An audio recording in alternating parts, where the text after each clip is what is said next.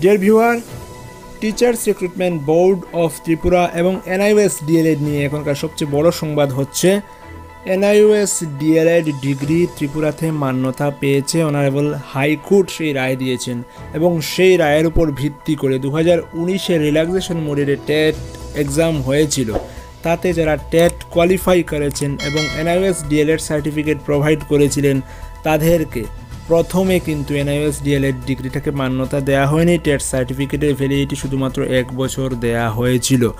এখন একটা নোটিশ জারি করা হয়েছে TRBT থেকে যে যারা টেট কোয়ালিফাই হয়েছেন এবং যাদের NIOS DElEd ডিগ্রি রয়েছে তারা NIOS DElEd সার্টিফিকেট প্রোভাইড করলে কিন্তু টেট সার্টিফিকেটের ভ্যালিডিটি বাড়িয়ে দেওয়া হবে, সেই সংক্রান্ত নোটিশ। তো চলুন নোটিশটা আমরা দেখে নিই। নোটিশটা প্রকাশ করা হয়েছে 9 জুলাই 2020।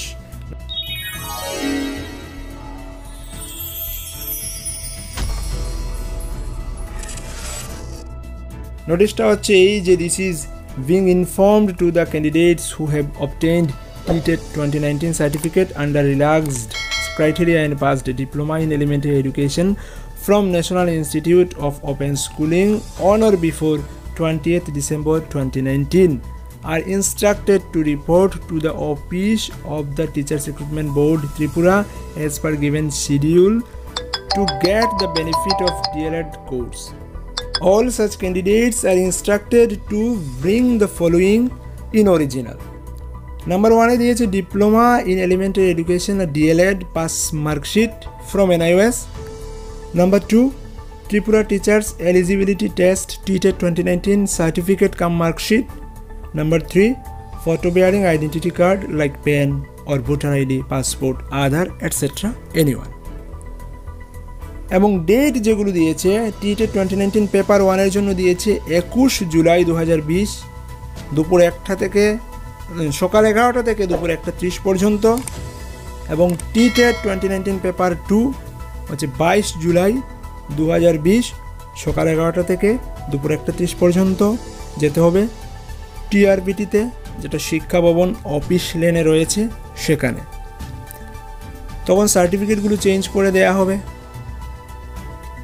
সার্টিফিকেটগুলো সাবমিট করতে হবে অরিজিনাল, DElEd থেকে যে মার্কশিট পেয়েছেন সেটা সাবমিট করতে হবে এবং একটা ফটো আইডেন্টিটি কার্ড নিয়ে যেতে হবে। এইগুলো নিয়ে জমা করতে হবে, তবেই আপনাদের TET সার্টিফিকেটের যে ভ্যালিডিটি 1 বছর ছিল সেটাকে বাড়িয়ে দেয়া হবে।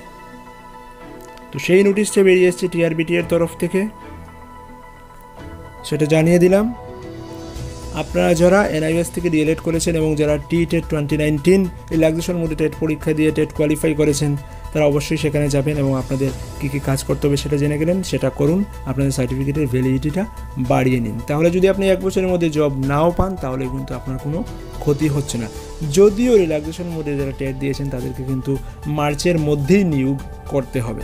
তবু যেহেতু ত্রিপুরা হাইকোর্ট থেকে রায় এসেছে যে NIOS DElEd ডিগ্রিটাও ভ্যালিড ত্রিপুরাতে, অতএব তাদের সার্টিফিকেটের ভ্যালিডিটি অবশ্যই বাড়িয়ে দেওয়া হবে। তো টেট নিয়ে এটাই ছিল আপডেটেড নিউজ, আর পরবর্তী কোনো আপডেটেড নিউজ নেই। টেটের রিক্রুটমেন্ট কবে হবে সেটা TRBT থেকে কোনো কিছু জানানো হয়নি বা শিক্ষা দপ্তর থেকেও কোনো কিছু জানানো হয়নি। যখনই আপডেটেড নিউজ আসবে অবশ্যই SMDN টিউটোরিয়ালের তরফে আপনাদেরকে জানিয়ে দেবো। আজ এখানে রাখছি, ভালো থাকবেন, ধন্যবাদ।